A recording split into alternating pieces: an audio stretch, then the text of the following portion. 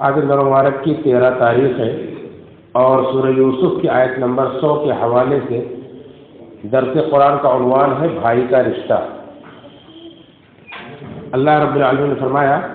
کہ یوسف علیہ السلام نے اپنے والدین کو تخت پر بٹھایا اور وہ سب یعنی یوسف علیہ السلام کے 11 بھائی اور ان کے والدین سبوں نے یوسف علیہ السلام کو سجدہ کیا۔ تو یوسف علیہ السلام نے کہا کہ اے میرے ابا جان، یہ ہے میرے اس خواب کی تعبیر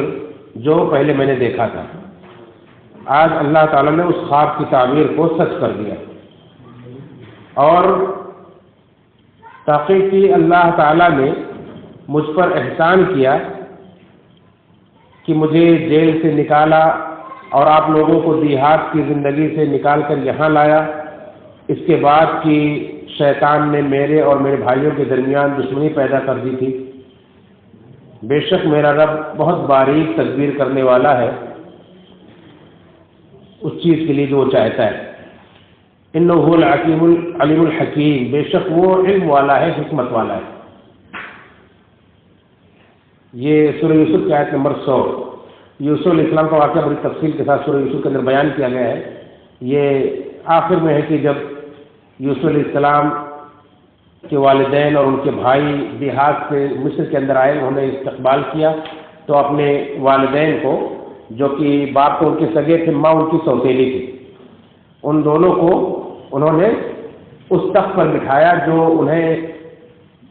وزیر خزانہ ہونے کے ناطے جو انہیں تخت ملا تھا، جو کرسی ملی تھی، اس پر انہیں بٹھایا۔ اس میں جہاں یوسف علیہ السلام کے بلند کردار کا ذکر ہے، وہیں ان نوجوانوں کے لیے بھی سبق ہے جو پڑھ لکھ کر کے کوئی عہدہ حاصل کر لیتے ہیں، اونچے عہدے پہنچ جاتے ہیں تو دیہات میں پلے ہوئے اپنے ماں باپ کو بالکل اہمیت نہیں دیتے اور انہیں اپنی مجلسوں میں لانا، اپنے دوستوں سے تعارف کرانا اپنے لیے باعث عار سمجھتے ہیں۔ دیکھیں یوسف علیہ السلام کے والدین دیہات کی زندگی میں خانہ بدوشی زندگی گزار رہے تھے، بکریاں اور مویشی پالتے تھے اور وہی ان کی زندگی گزری تھی، اور غالباً 130 سال کی عمر تھی جب وہ وہاں سے آئے تھے، دیہات سے مصر کے اندر داخل ہوئے تھے۔ یوسف علیہ السلام نے کوئی عار نہیں محسوس کیا، اپنے والدین کو عزت دی، انہیں تخت پر بٹھایا اور پھر یوسف علیہ السلام کے سجدے میں ان کی 11 بھائی اور ان کے والدین گر پڑے، یعنی انہیں ان کا احترام کیا جو ان کے شریعت میں تھی جائز تھی۔ مفسر نے لکھا ہے کہ آدم علیہ السلام سے لے کر عیسیٰ علیہ السلام کی شریعت تک یہ جائز تھا کہ لوگ اپنے بڑوں کا احترام کے لیے سجدہ کرتے تھے، لیکن اس شریعت کے اندر اللہ رب العالمین نے یہ تعظیمی سجدہ بھی حرام کر دیا ہے۔ یہ عبادت کا سجدہ نہیں تھا، تعظیم کا سجدہ تھا۔ جیسا کہ ابن ماجہ اور ترمذی کی روایت ہے کہ معاذ بن جبل رضی اللہ تعالیٰ عنہ ملک شام گئے تو وہاں دیکھا کہ لوگ اپنے بادشاہ کو سجدہ کرتے ہیں۔ یہ مدینہ آئے اور اللہ کے نبی صلی اللہ علیہ وسلم کو سجدہ کیا۔ اللہ نے فرمایا کہ معاذ بھی کیا کیا تم نے؟ تو انہوں نے کہا اللہ علیہ وسلم شام کے اندر لوگ اپنے بادشاہوں کو، اپنے بڑوں کو ایسا کرتے ہیں، تو میں نے سوچا آپ تو سب سے بڑے ہیں، آپ سب سے زیادہ حقدار ہیں اس لیے میں نے کیا، تو آپ نے فرمایا کہ نہیں ایسا مت کرو۔ اگر اللہ کے سوا کسی اور کے لیے سجدے کا میں حکم دیتا تو بیوی کو حکم دیتا کہ اپنے شوہر کو سجدہ کرے، کیونکہ اس کا بڑا حق، لیکن یہ سجدہ صرف اللہ رب العالمین کے لیے، اس شریعت میں تعظیم کے لیے بھی کسی کو سجدہ جائز نہیں۔ تو یوسف علیہ السلام نے دیکھا کہ ان کے 11 بھائی اور ان کے والدین ان کے لیے سجدہ کر رہے ہیں، تو انہوں نے کہا کہ ابا جان یہ میرے خواب کی تعبیر ہے جو میں نے بچپن میں دیکھا تھا کہ 11 ستارے اور سورج اور چاند مجھے سجدہ کر رہے ہیں، یہ اس کی تعبیر جو آج اللہ تعالیٰ نے سچ کر دکھایا ہے، جس کو باپ نے منع کر دیا تھا بھائیوں کو نہیں بتانا، اور نہیں بتایا تھا، بھائیوں کو نہیں پتا تھا، آج پتا چلا، انہوں نے اپنی زبان سے بول کر کے بتایا۔ اور پھر اللہ رب العالمین کے احسان کو یاد کیا کہ دیکھو کس طرح سے اللہ تعالیٰ نے مجھے جیل سے نکالا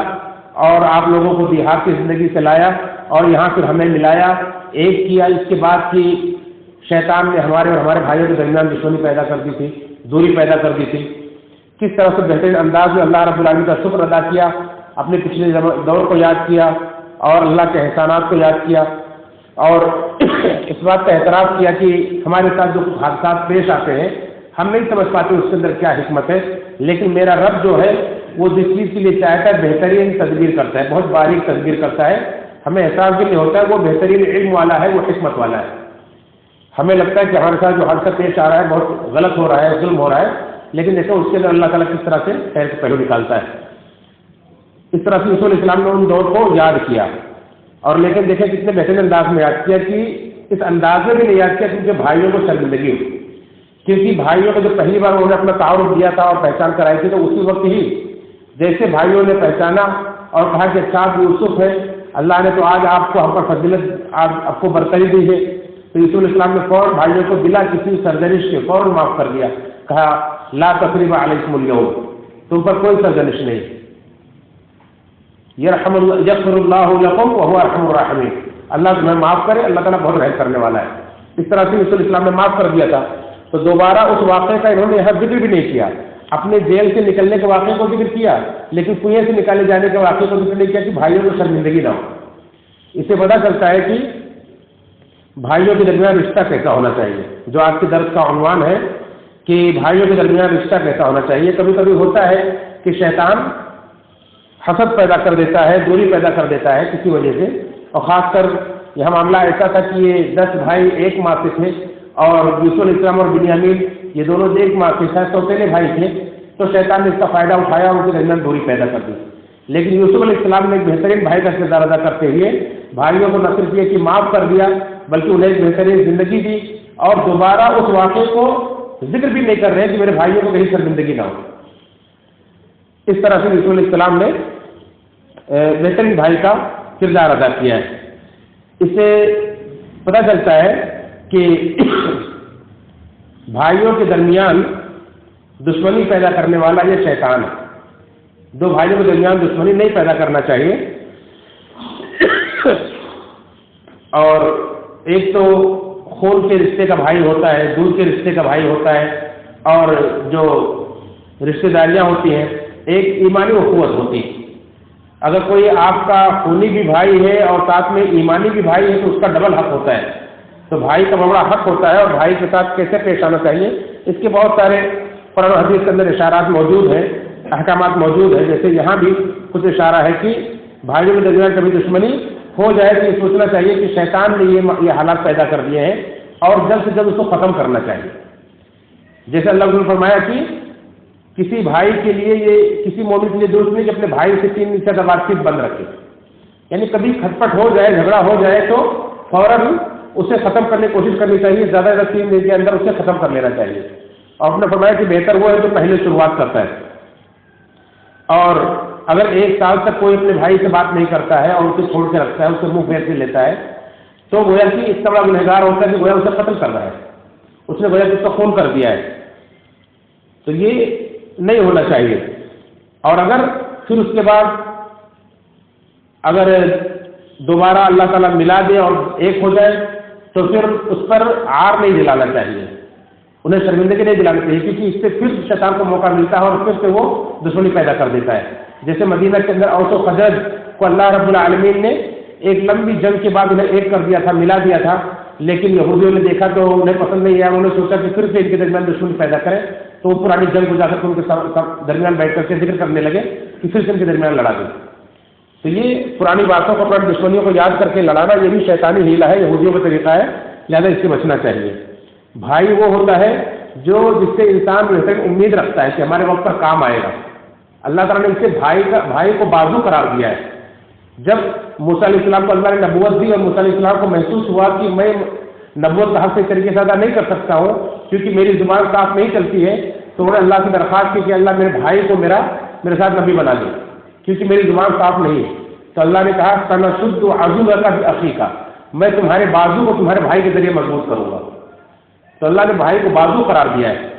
اس سے پتہ چلا کہ اگر کبھی بھائی آپ سے امید رکھے تو آپ کو اپنے بھائی کی امید کو پورا کرنا چاہیے، اور بھائی کے لیے بازو بننا چاہیے۔ اور کبھی کھٹپٹ بھی ہوتی ہے، بڑا بھائی چھوٹے بھائی کو سرزنش کرے کسی غلطی پر تو اس میں بھی ادب ملحوظ رکھنا چاہیے۔ یہی موسیٰ علیہ السلام ہے، ایک موقع پر جب بنی اسرائیل بچڑا بنا کر پوجنے لگتے ہیں تو اپنے بھائی ہارون علیہ السلام سے اس لیے ناراض ہو جاتے ہیں کہ انہیں لگتا ہے کہ ٹھیک سے ان کی رہبری نہیں کر سکے، ٹھیک سے انہیں ان کی تربیت نہیں کر سکے، اس لیے گمراہ ہو گئے، تو اپنے بھائی کی سر کا بال اور داڑھی پکڑ کر نوچنے لگے، انہیں ڈانٹنے لگے۔ تو ہارون علیہ السلام نے بڑے ادب سے کہا کہ یا ابن امی لا تاخذ بلحیتی ولا برأسی، کہ میرے سر کے بال میرے داڑھی مت پکڑو، میں بہت کوشش کیا میں نے، لیکن یہ تیری تک یہ لوگ مجھے قتل کر دیتے، اس لیے میں نے زیادہ سختی نہیں کی کہیں یہ لوگ اور بگڑ نہ جائے۔ تو اس طرح سے ہارون السلام نے اپنا عذر پیش کیا اور بھائی کی شان میں کوئی گستاخی نہیں کی۔ اور بھائیوں کے ساتھ معاملات میں اللہ رب العالمین برکت بھی دیتا ہے۔ اللہ کے نبی صلی اللہ علیہ وسلم کے زمانے کا واقعہ ہے کہ دو بھائی تھے، ایک بھائی اللہ کے رسول صلی اللہ علیہ وسلم کے پاس بیٹھ کر کے دین کا علم حاصل کرتا تھا، دوسرا بھائی کاروبار کرتا تھا اور جا کر کے کماتا تھا۔ اس نے ایک دن شکایت کی، کہا اللہ علیہ وسلم میرا یہ بھائی آپ کے درس میں بیٹھتا ہے، آپ کے پاس بیٹھتا ہے اور یہ کام نہیں کرتا اور میں جا کر کے کما کے لاتا ہوں، تو اسے آپ کہیے کہ یہ بھی کام کرے۔ آپ نے فرمایا کہ شاید اس کے یہاں بیٹھنے کی وجہ سے اللہ تعالیٰ تمہیں رزق دے رہا ہے۔